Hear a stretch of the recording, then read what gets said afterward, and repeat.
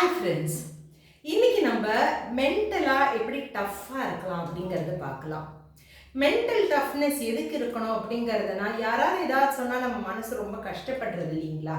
So அதை நம்ம தவிர்த்துக்கிறதுக்கு இல்லை நம்ம இன்னும் கொஞ்சம் திருடப்படுத்திக்கிறதுக்கு நம்மளுக்கு மென்டல் டஃப்னஸ் வேணும். ஸோ இந்த மென்டல் டஃப்னஸை எப்படி பண்ணிக்கலாம் அப்படிங்கிறது ரொம்ப சுலபமாக சொல்லணும்னா 4 C இருக்குது. ஸோ ஃபர்ஸ்ட் சி அப்படிங்கிறதுனா நம்ம என்ன ஃபீல் பண்ணுறோம், நம்மளோட கண்ட்ரோலில் இருக்கா அப்படிங்கிறத நம்ம பார்த்துக்கணும். அந்த இமோஷன்ஸை நம்ம கொஞ்சம் பேலன்ஸ்டாக வச்சுக்கணும். ரொம்ப சந்தோஷமாகவும் இருக்க வேண்டாம், ரொம்ப சோகமாகவும் இருக்க வேண்டாம். ஒரு பேலன்ஸ்டாக வச்சுட்டோம்னா நம்மளுக்கு மென்டல் டஃப்னஸ் இன்னும் கொஞ்சம் பெட்டராக இருக்கும். ரெண்டாவது, கான்ஃபிடென்ட்டாக இருக்கணும். கான்ஃபிடென்ட்டாக இருக்கணும் அப்படிங்கிறதுனா சாதாரண நேரம் எல்லாருமே கான்ஃபிடென்ட்டாக இருப்போம், ரைட்டா இல்லைங்களா?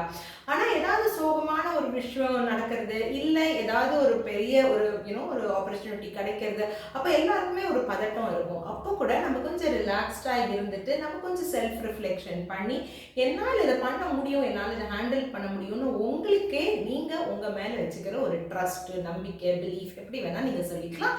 அது பண்ணினோம்னா தான் நம்மளுக்கு கான்ஃபிடென்ஸ் கிடைக்கும்.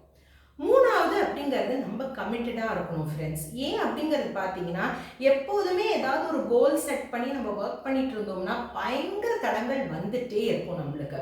அந்த டிஸ்ட்ராக்ஷனில் நம்ம டிஸ்ட்ராக்ட் ஆகிடக்கூடாது. ஸோ அந்த டிஸ்ட்ராக்ஷனை விலக்கி நம்ம கமிட்டடாக நம்மளோட கோலில் நம்ம கமிட்டடாக இருக்கணும். நாலாவது, ரொம்ப ரொம்ப முக்கியமானது, நம்ம இதெல்லாம் பண்ணிட்டோம்னா என்ன சேலஞ்சஸ் வந்தாலும் நம்ம அதை தைரியமாக நம்ம அதை ஃபேஸ் பண்ணுறதுக்கு நம்ம ரெடி ஆகிடுவோம். ஸோ நீங்களும் நல்லா ஞாபகம் வச்சுக்கோங்க, உங்களோட மென்டல் டஃப்னஸை நீங்கள் ஜெயிக்கணும் அப்படிங்கிறதுனா இந்த சிம்பிள் 4 Cயை நீங்களும் ஃபாலோ பண்ணுங்கள், ட்ரை பண்ணி.